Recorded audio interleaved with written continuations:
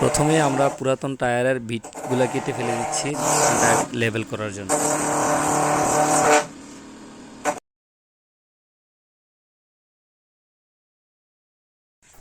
এখন আমরা বিট কাটার পরে কিছু অংশ ফিনিশিং করার বাকি ছিল, ফিনিশিং করার জন্য আমরা গেমিং ব্যবহার করতেছি। ভালোভাবে ফিনিশিং করে নিচ্ছি, কারণ ফিনিশিং যত ভালো হবে টায়ারের কোয়ালিটি তত ভালো হবে। এখন আমরা টায়ারের পুরো উপরের অংশে গাম দিয়ে নিচ্ছি।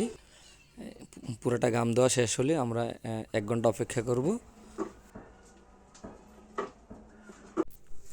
1 ঘন্টা পরে এখন আমরা পুরো টায়ারের উপরে রাবার লাগিয়ে দিচ্ছি।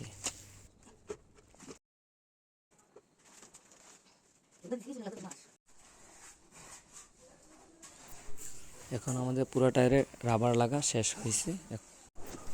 এখন টায়ারের ভিতরে টিউব দেওয়া হচ্ছে।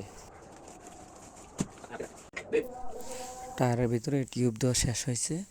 এখন আমরা দুই পাশে রিং দিয়ে নাটগুলা ভালোভাবে টাইট দিয়ে নেব।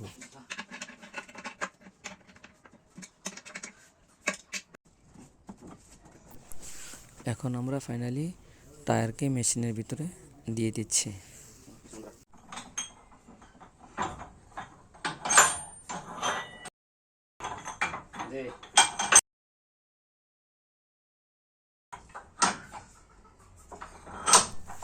তারপর আমরা ভালোভাবে নাটগুলা টাইট দিয়ে নিচ্ছি।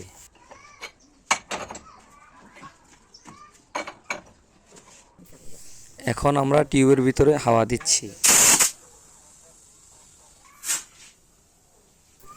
হাওয়ার প্রেসার মেপে নিলাম। এখন মেশিন স্টার্ট দিলাম। 1 ঘন্টা মেশিন চলার পরে এখন আমরা মেশিন বন্ধ করতে যাচ্ছি। মেশিন বন্ধ করার পরে প্রথমে আমরা হাওয়া ছেড়ে দিচ্ছি।